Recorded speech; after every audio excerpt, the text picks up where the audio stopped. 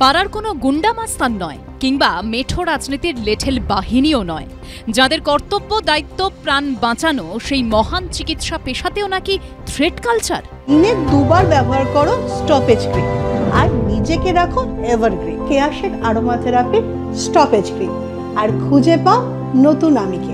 হুমকি সংস্কৃতি, হয় লাইনে এসো নয়তো কেরিয়ার খতম। আরজিকর মেডিকেল থেকে Uttarbanga medical, Medinipur medical college থেকে কলকাতা মেডিকেল কলেজ, সর্বত্র একটাই অভিযোগ, ভয় দেখানোর কুসংস্কৃতি। আরজিকর মেডিকেলে থ্রেট কালচার নিয়ে জমা পড়েছে ভুরি ভুরি অভিযোগ।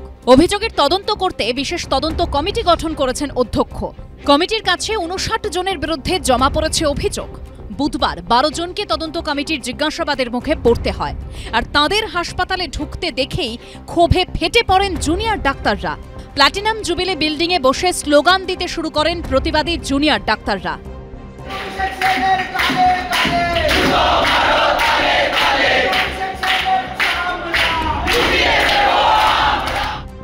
বুধবার 12 জনকে তলব করা হলেও জিজ্ঞাসাবাদ করা গেছে মাত্র 5 জনকে। সূত্রের দাবি, এই 5 জনই জিজ্ঞাসাবাদের সময় অসহযোগিতা করেছে। এদের মধ্যে 3 জন প্রথমে আসতেই চায়নি। বুধবার সৌরভ পাল, দেবাঙ্গন ধর, আশিস পান্ডে, অভিষেক সেন, সারিফ হাসানকে জিজ্ঞাসাবাদ করে তদন্ত কমিটি। আজকে মনে হয় যাদের বিরুদ্ধে এদের প্রধান অভিযোগগুলো তাদের আজকে ডাকা হয়েছে।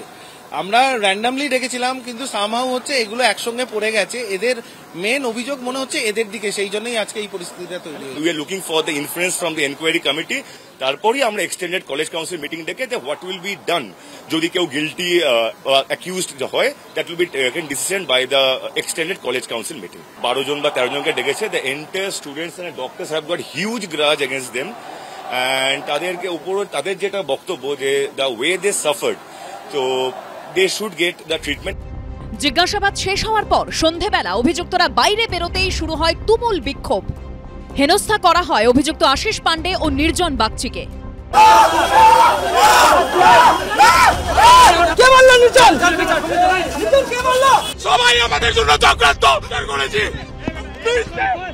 কোনো মতে চলন্ত ট্যাক্সি দাঁড় করিয়ে তাতে অভিযুক্তদের তুলে দেয় সিআইএসএফ।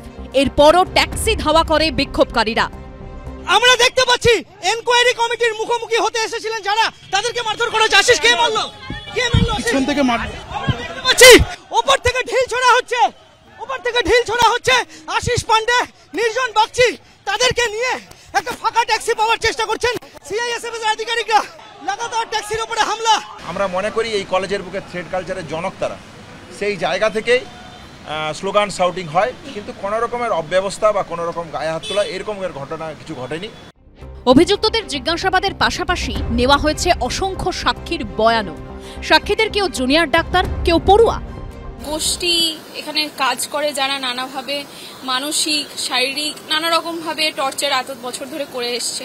তো আজকে যে অভয়া কাণ্ডটা ঘটেছে, আমরা যেটা জানি সেটা আবার দ্বিতীয়বার না ঘটুক এবং আরও একজন অভয়াকে আমাদের না দেখতে হোক, সেই কারণের জন্য আমাদের এই থ্রেট কালচারটা নিরাময় করাটা ভীষণ জরুরি।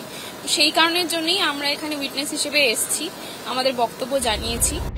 এক একজন অভিযুক্তের বিরুদ্ধে সাক্ষী দেন অন্তত 20 থেকে 25 জন করে। ঘণ্টার পর ঘণ্টা ধরে চলতেই থাকে শুনানি।